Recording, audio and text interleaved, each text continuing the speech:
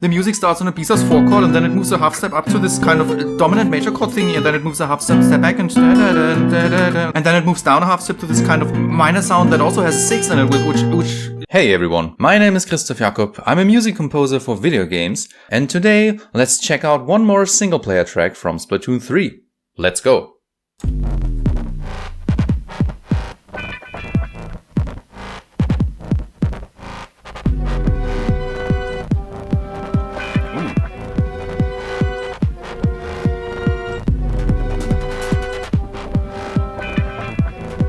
Those are some interesting chords.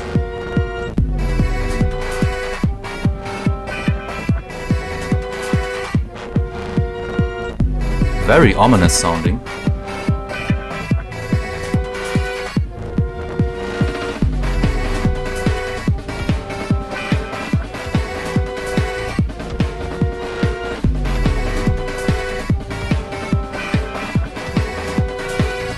Kind of threatening too.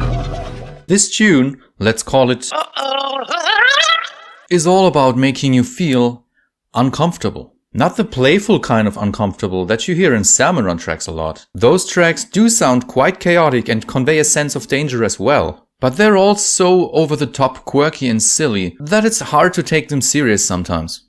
I'd argue that from all the normal single player tracks, this one here, let's call it, just has to be the most unsettling and ominous sounding one of all. And that's perfect for the few times you actually get to hear it in game. I wouldn't say that it sounds particularly evil though, at least not much. Yet it definitely manages to make you feel like some sort of danger, some sort of threat is nearby, just around the corner. One imprudent mistake or movement and you will lose in an instant. It really sounds as if you're on a stealth mission trying to infiltrate the enemy's base. Or like you're an undercover spy who's trying to gain information without being caught. Now, let's take a look at what it is that makes this tune so serious and ominous sounding. At least for Splatoon standards. First, the chords. Believe it or not, but the entire tune basically consists of only 3 different chords. B flat, B and C. What's so interesting about these 3 chords is that they're all right next to one another. The music starts on a B, moves up a half step, moves back to B, then it moves down a half step, and then it moves up to B again.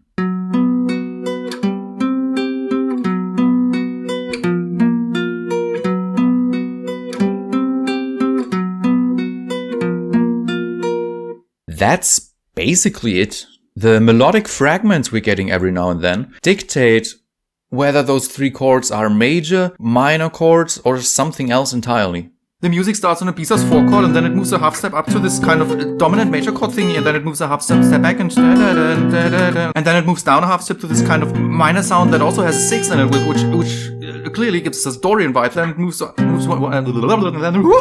but ultimately, that doesn't really matter. Even though the music is developing by adding more and more instruments, sound effects and some other textures, it's just not really going anywhere. I personally wouldn't even call this an interesting chord progression. It's just a constant back and forth between non-related sounds more than anything. Second, the tempo. It's by no means a rule that dangerous or menacing music has to be fast-paced. I'd say that more often than not, the exact opposite is the case. Yet in this tune here, let's call it, we do have a fairly fast tempo. The kick drum reminds me a little of a heartbeat. Most of the time it's thumping on every single beat, and it's doing that quite regularly too. The snare drum helps make this already fast-paced tune feel like you have to rush even more now. I think the fact that the snare drum only casually appears here and there makes it all the more effective in making you feel hasty and anxious. One subtle element regarding the drums that I really like are the hi-hats. Try paying attention to what they're doing.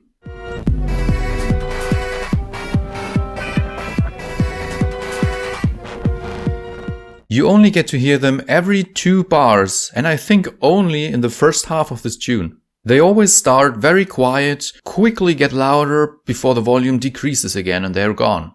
To me, this effect sounds a little as if something is moving past you, or more like something is moving towards you. I don't know if this was their intention at all, but in my opinion it would be even more effective if the hi-hats also moved from ear to ear. In this tune, however, they always appear in the middle of the stereo image. Quite static. Kind of threatening too.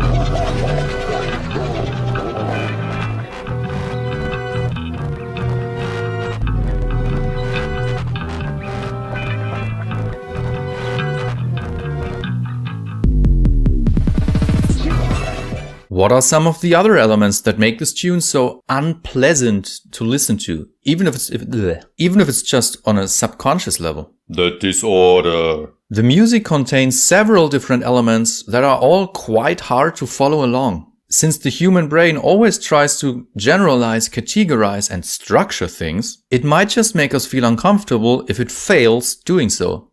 Just listening to the intro again.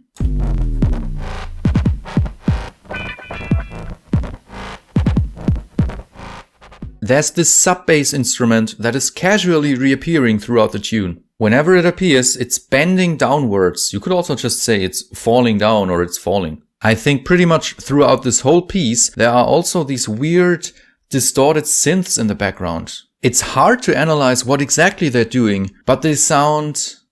yeah, they sound. While you're hearing this Phantom Ruby sound effect from Sonic Mania and Sonic Forces, while you're hearing this otherworldly dubstep-esque soundscape in combination with this weird distorted laugh roughly a minute in, we get a little bass solo. Finally, some more bass. Though, this bass is so deep actually that it's hard to follow along what notes are being played. That's why I'd also like to categorize that as an element that's hard to follow along.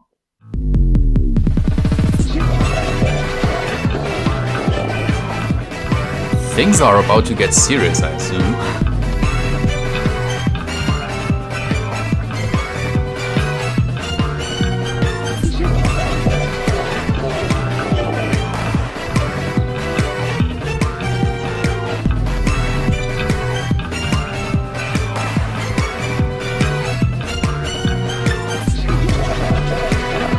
What's this? The same 3 chords the entire tune, I think.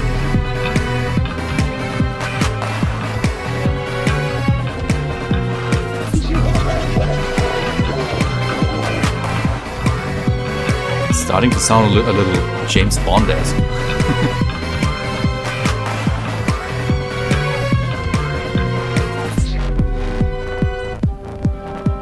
Oh, and loops again. That is a kinda disturbing sounding piece. After this little break section, if you can even call it that, we get a melody played by some high string instruments. The bass from the previous section makes a return as well. There's also a quirky spring-like boing sound effect on your right ear, yet I wouldn't say that it serves any actual purpose, especially given that it's so subtle. But I heard you, I Acknowledge you. Overall, the entire second half of this tune, let's call it Alterna 10, I guess, is basically just a more intense version of the first half. Same chords, same tempo, but more and more instruments are being added. You're basically never given the chance to calm down, not even for a few seconds. If I remember correctly, you mostly hear this piece of music in stages where one little mistake will insta-kill you, so that's perfect, I love it. Thanks for watching. If you'd like to check out more videos like this, you can click here. If you'd like to check out my own little Splatoon inspired album, you can click here. And for the rest of November, if you enter the code OFF, OFF, while purchasing something on my Bandcamp, you will get 30% off. See you next time.